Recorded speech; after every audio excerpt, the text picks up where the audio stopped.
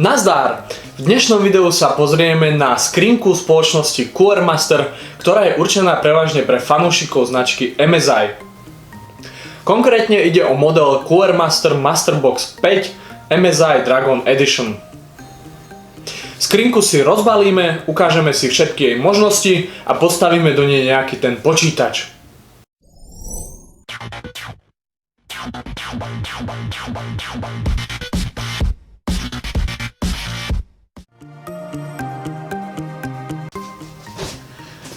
Balenie, krabica klasicky obrovská, vpredu vidíme názov a zobrazenie skrinky, teda tie MSI loga a podobne.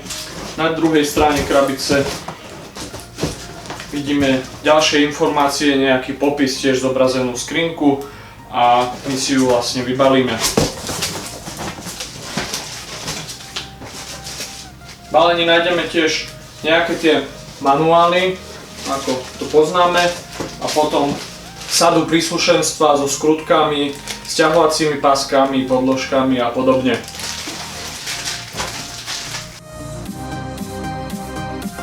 Skrinka je zabalená v polystyrene alebo fólii, aby sa pri prevoze nepoškodila. Vyberieme z fólie a už tu máme v plnej kráse celú skrinku, ktorú si postupne celú rozoberieme a ukážeme si všetky jej vlastnosti a možnosti. Hneď na tejto bočnici môžeme vidieť, že skrinka obsahuje priehľadnú bočnicu, na ktorej je vlastne logo MSI. Po otočení na druhú stranu, snad to uvidíte, nachádza sa tu opäť logo MSI, ktoré je také decentné čierne. Na prednom paneli sa tiež nešetrilo logami, opäť tu máme MSI, potom dráčika a samozrejme logo QR Master.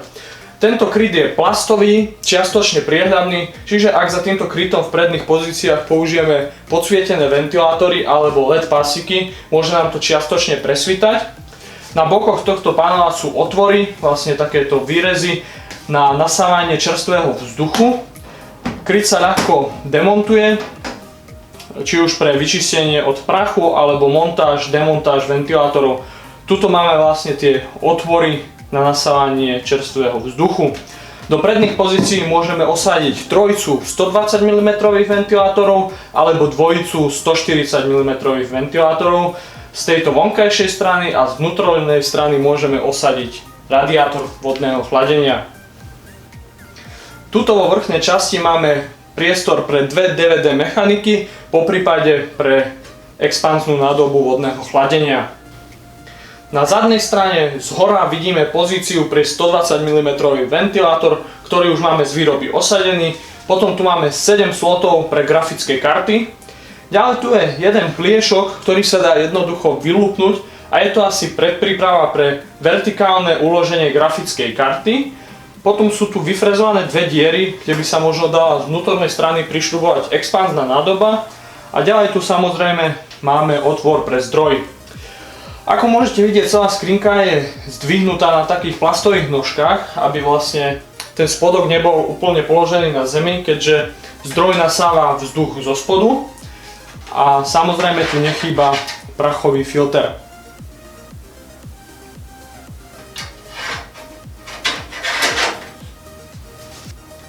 Prejdeme si vnútorné rozloženie skrinky, demontujeme bočnice.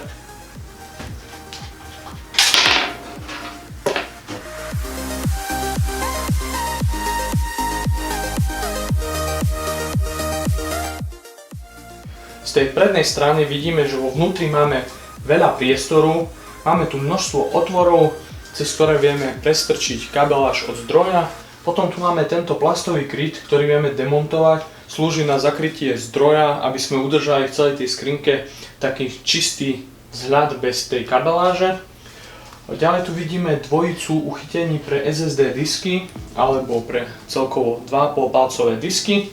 Ďalej je tu polička pre 3,5 palcové disky, kde môžeme osadiť 2 disky. Tiež táto polička sa dá celá demontovať, poprípade si tu vieme dokúpiť a osadiť ďalšie poličky. V tej zadnej časti je tiež kopec priestoru. Tu dole, kde vlastne je tá časť pod tým krytom je toho priestoru ešte viac, no ale aj tu, kde je osadená základná doska, či už tieto plochy pre SSD disky z druhej strany, je tu fakt toho priestoru dosť. Nemusíte sa bať, že budete bojovať s kabelážou, že to tam nebudete vedieť narvať alebo sa to tu nebude dať pekne uchytiť. Je tu veľa tých výbežkov, kde sa to dá so sťahovacími páskami pekne pritiahnuť a presne vám to odmeriam. Je tu 2,6 cm priestoru, čiže fakt, či už použijeme custom sleeved cables, čiže tie farebné káble, ktoré si sami vyrábame, ktoré sa ťažšie ohýbajú, tak fakt bude tu preto priestor. Na zadnej strane musím poukázať ešte na jednu maličkosť alebo vychytávku, ktorú tu aplikovali, a je to tento výrez v plechu, ktorý nám zjednoduší vlastne manipuláciu s napájacím káblom pre procesor. Čiže úplne jednoduchšie to tam prestrčíme, nemusíme tu ten kábel lámať a podobne. Demontujeme si všetky súčasti skrinky a potom si vlastne do nej osadíme nejaký ten hardware, aby sme si ukázali, ako to celé pekne vyzerá. Čiže začnem demontovaním týchto políčiek pre SSD disky, ktoré vyzerajú nejak takto. Tuto vlastne priskrutkujeme SSD disk. Máme tu ešte jeden.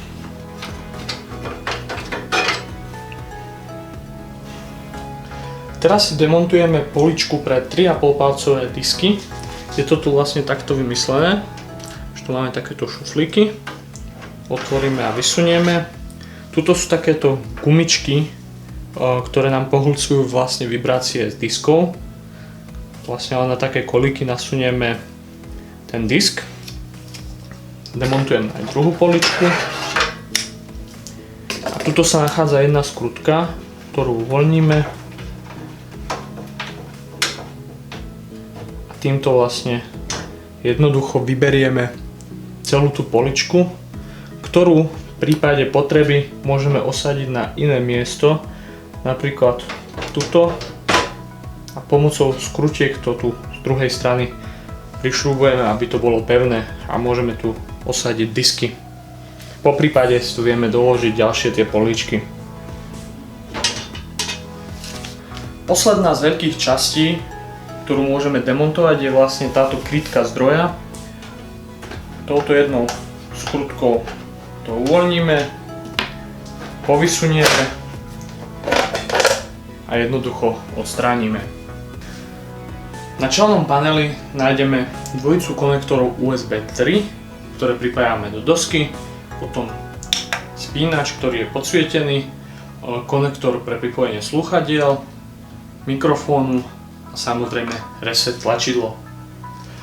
Demontujeme si aj tento plastový predný panel, pod ktorým si ešte niečo ukážeme.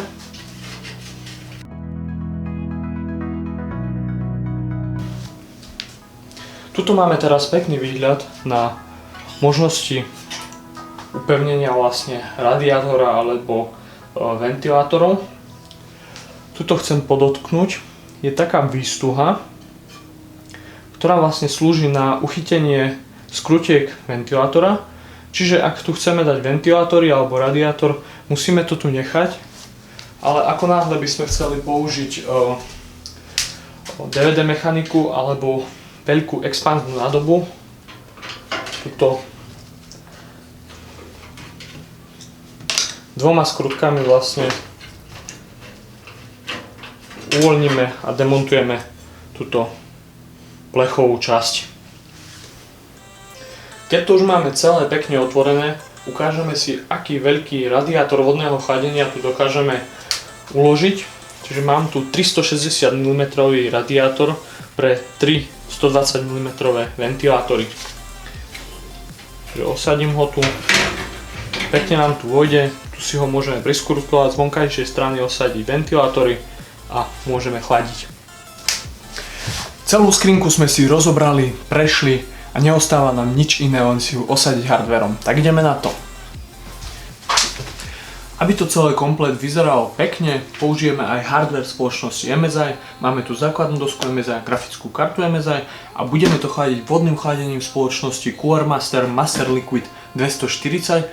Ide vlastne o nový model vodného chladenia, ktoré je už pripravené aj pre najnovšie procesory AMD Ryzen Socket AM4. Ukážeme si ešte príslušenstvo, nájdeme tam sťahovacie pásky a potom dva sáčky so šrúbami. V jednom sú takéto kolíky, kde sú hrubšie a tenšie kolíky. Tie hrubšie majú v sebe dierku a tie tenšie sa do nich zasúvajú.